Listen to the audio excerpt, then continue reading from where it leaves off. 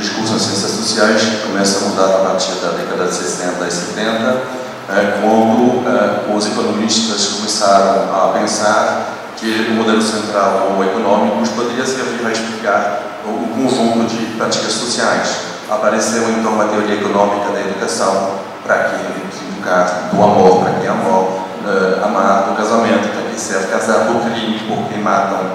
E quando foi lançada a revista do Moço em 1981, foi no momento em que a economia estava também entrando por capilaridade no discurso filosófico, no modelo do John Rawls, onde a pergunta é como econômicos devem funcionar a partir de normas de justiça, que normas de justiça ele deve adotar a partir de uma concepção de que eles são mutuamente indiferentes. E depois, desde a teoria das escolhas racionais, o próprio Bourdieu se lançou numa economia geral da prática e houve então uma mutação da divisão do trabalho intelectual que antecedeu a globalização do mercado e do mundo financeiro. E essa dimensão da antecedência do Homo economicus sobre a organização do mercado globalizado é o elemento determinante, porque a partir do momento em que você acredita no Homo economicus, então o mercado soa como a única forma de organização possível. Donc à partir des années 1980-1990, ce qu'on peut appeler le modèle économique généralisé devient le modèle dominant dans les sciences sociales. Les autres sciences sociales commencent à se fragmenter en sous-écoles, en sous-champs empiriques, etc. Exactement comme d'ailleurs toutes les institutions se fragmentent dans le monde entier. Les États, les entreprises, les organisations, tout se fragmente.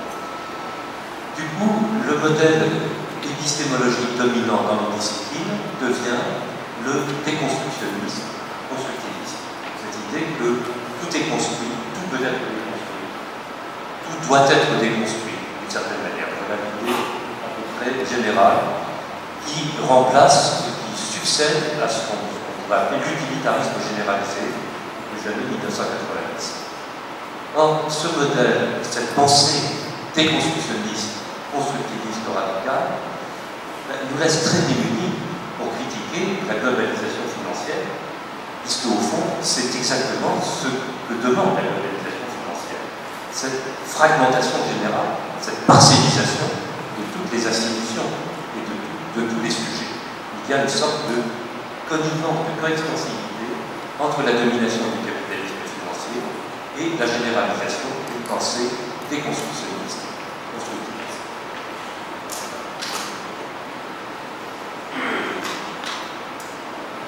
Les blocs de discours un peu cohérents qui survivent, nous les connaissons tous. Ce sont d'une part toutes les studies, en anglais, toutes les subaltern studies, les gender studies, les cultural studies, les postcolonial studies, etc., etc. Et puis, plus généralement, plus solide, toutes les théories de la reconnaissance, qui succèdent à l'utilitarisme généralisé, et puis toutes les théories du care. Le problème de tous ces discours, c'est qu'ils fonctionnent dans une sorte d'extraterritorialité, voire d'opposition aux disciplines des sciences sociales. On pourrait dire que c'est très bien, ils apparaissent transdisciplinaires, interdisciplinaires. Mais ils le font de façon assez particulière, puisqu'ils mêlent des fragments, là encore, des parcelles d'histoire, des parcelles d'écologie, des parcelles de sociologie, des parcelles de littérature, de théorie littéraire, etc., etc. Et les grands auteurs de référence, à l'origine, c'est les auteurs de la French Theory, c'est notamment Michel Foucault, c'est Jacques Derrida. Or, ces auteurs sont des auteurs qui se déclarent violemment hostiles aux sciences sociales. Donc nous sommes dans une situation très particulière. Nos sciences sociales fonctionnent avec en arrière-plan comme grands penseurs, des penseurs qui ne croient pas aux sciences sociales. C'est un peu problématique.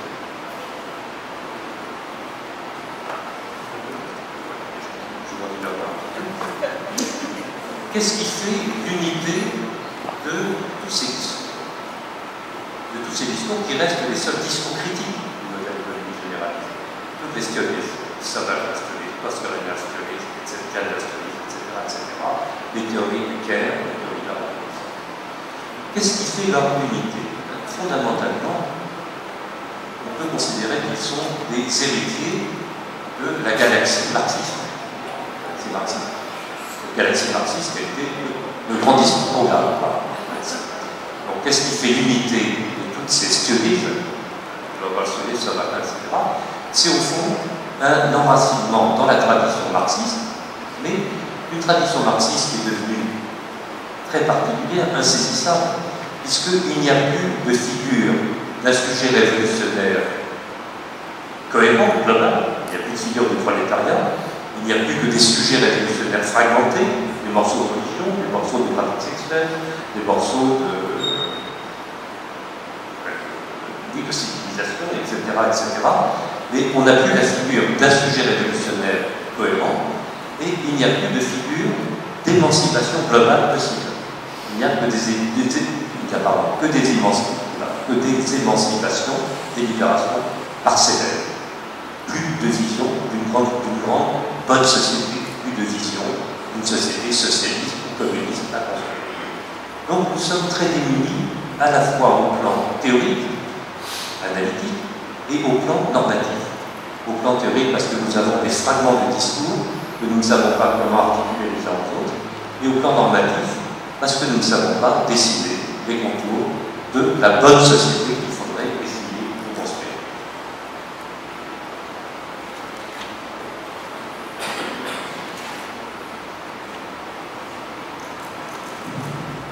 Então, a partir da década de 80 e 90, é o modelo econômico que se torna dominante e as ciências sociais se fragmentam, como, aliás, todo se fragmenta no registro do Estado, no campo institucional.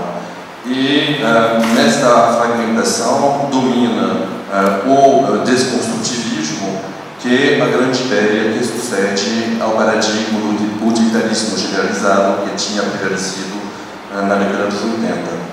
E o problema é que este desconstrutivismo torna impossível a crítica das instituições financeiras, no sentido que elas funcionam conjuntamente com a lógica de fragmentação que pedem essas instituições financeiras. Então há uma convergência paradoxal entre a fragmentação do discurso das ciências sociais e a necessidade do fragmento das instituições financeiras. Alguns discursos conseguem sobreviver. O primeiro campo são as studies, subaltern studies, gender studies, cultural studies, post-colonial studies e também todas as teorias do reconhecimento e do care, do cuidado. Mas essas disciplinas funcionam também de uma forma paradoxal, no sentido que elas se constroem na oposição às fronteiras disciplinares clássicas das ciências sociais e elas funcionam no modo do fragmento. São parcelas de sociologia, de literatura e têm como conjunto de referência principal autores como Michel Foucault ou Jacques Derrida, que têm como característica de não acreditar nas ciências sociais em primeiro lugar.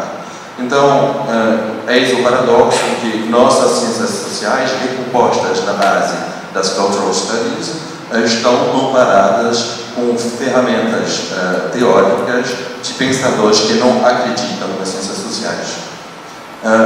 O que faz, porém, a unidade desses discursos, dessas críticas da subalterna, do discurso do care, do reconhecimento, é, de certa forma, uma certa herança da galaxia marxista, no sentido que existe um enraizamento na tradição marxista, mas um enraizamento complicado pela desaparição do sujeito central do proletariado e pela substituição por sujeitos revolucionários fragmentados. Não há mais a figura de um sujeito e também não há mais a condição de uma emancipação global possível que não seja, então, parcelar. O que está faltando, então, é a visão de uma sociedade a construir e, para isso, as ciências sociais que estão desmunidas, prevenidas, tanto no plano teórico onde somente existem fragmentos, e no plano normativo, porque não existem mais dispositivos normativos que definem os contornos de uma boa sociedade. Nous voici donc confrontés à une tâche centrale, tirer une bonne fois pour tout le bilan du marxisme, de savoir ce que nous devons regarder et ce qui doit être dépassé, à l'aide de Durkheim, de Max Weber, beaucoup d'autres, des grands auteurs de la tradition sociologique classique. Ce travail reste à faire. Ce travail est un travail d'élucidation des fondements de la science sociale générale. J'en viens à mon deuxième point, dans lequel je voudrais expliquer pourquoi il est possible d'essayer d'expliciter les fondements de la science sociale générale à partir de ce que j'appelle le paradigme du monde. Deuxième partie, le paradigme du monde et la science sociale générale, la théorie sociale. Je rappelle le constat que j'ai fait dans la première partie. Le constat, c'est que dans nos disciplines, dans les sciences sociales, le discours dominant, c'est celui du modèle économique généralisé, d'une science économique généralisée, appuyée sur les neurosciences de plus en plus. Ce qui fait la force de ce modèle économique généralisé et de neurosciences, c'est qu'il repose sur des hypothèses extraordinairement simples, voire extraordinairement simplistes. C'est parce que ces hypothèses sont très simples ou simplistes qu'elles peuvent être partagées dans toutes les universités du monde et qu'elles peuvent influencer le discours politique. Si nous voulons que les sciences sociales regagnent de la puissance, qu'elles permettent vraiment de penser le monde et qu'elles permettent aussi de le transformer, de le changer, il nous faut partager entre les différentes disciplines quelques propositions simples également, mais qui ne seront pas des propositions simplistes. Est-ce que nous pouvons nous mettre d'accord entre ethnologues, sociologues, philosophes, etc., d'accord sur quelques propositions simples sur la nature de la société et sur la nature des sujets humains? Bien oui, je crois que c'est possible. Pourtant, les perspectives semblent compliquées, puisqu'il faut bien le reconnaître, toutes les tentatives de bâtir des grandes sociologies générales ont échoué. Il y a des choses passionnantes, mais personne ne partage ces grandes sociologies générales, sauf quelques disciples. Tous les grands systèmes ont échoué, que ce soit ceux de Durkheim, que ce soit ceux de Carter Parsons, que ce soit en partie ceux de Goldman, etc., etc. Ils ont échoué, en tout cas, à devenir des modèles d'explication généraux. Pourquoi ont-ils échoué? Je pense principalement parce que, justement, ils se sont présentés comme des systèmes.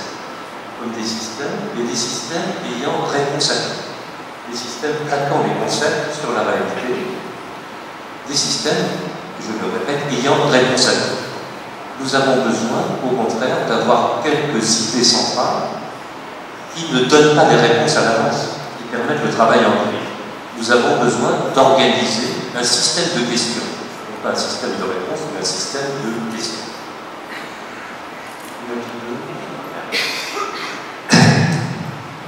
Quels sont les candidats?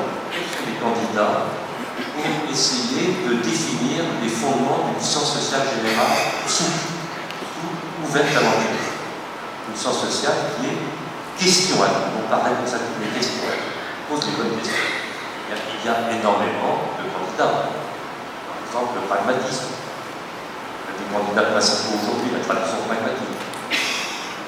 Également, ce qu'on peut appeler l'interactionnisme, ou les théories du symbolisme, ou bien l'interactionnisme symbolique, ou bien les théories du rite, ou bien les théories de la religion, ou bien des théories du politique, ou bien des théories du jeu, comme la culture.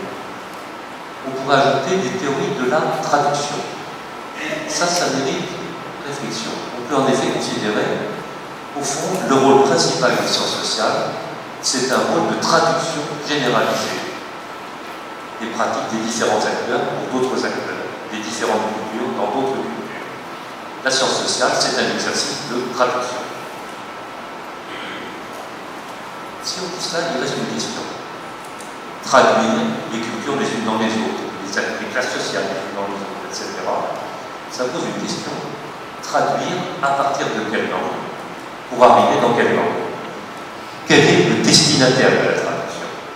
Et cette question-là pose immédiatement une question normative.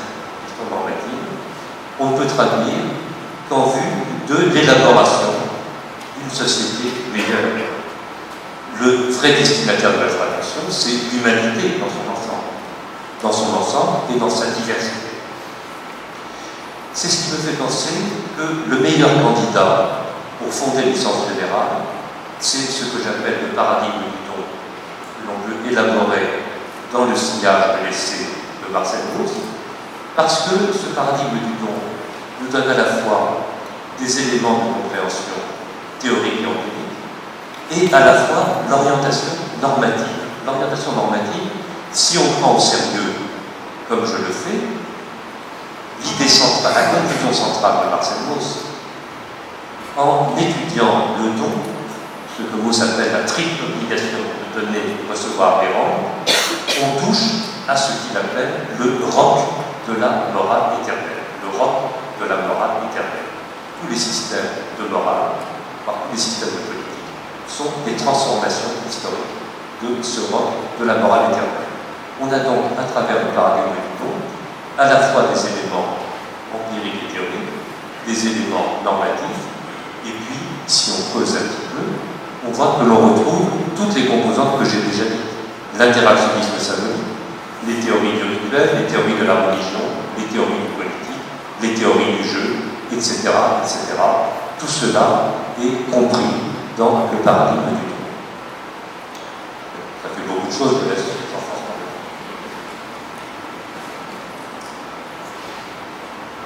Então, a tarefa central passa a ser tirar as conclusões do marxismo, saber codificar e por que ultrapassar e se desprender.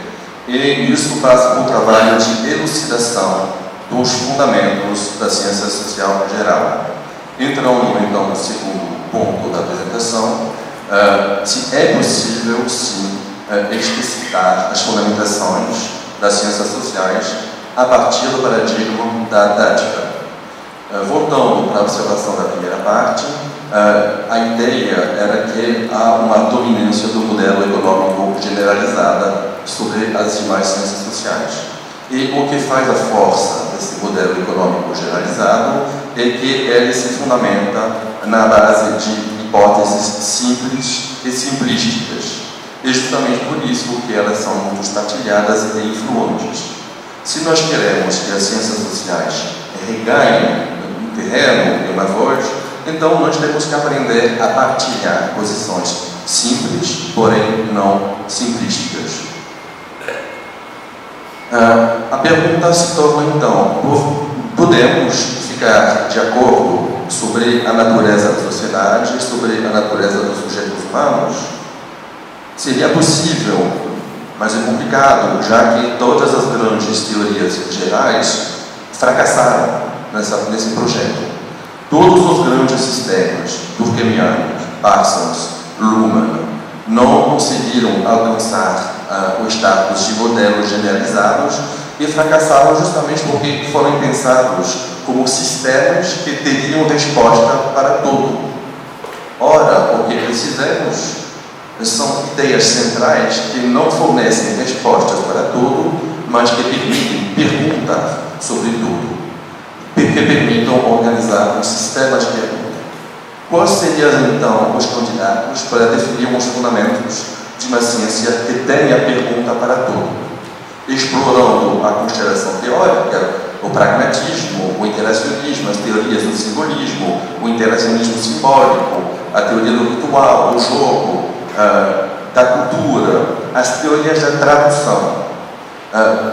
Mais especificamente, as ciências sociais poderia se pensar em sua missão, seu papel de tradução generalizada dos atores e das culturas e se dedicar para um exercício de tradução. Mas então a pergunta seria, traduzir a partir de que língua, para chegar a que língua, qual seria o destinatório do trabalho de tradução?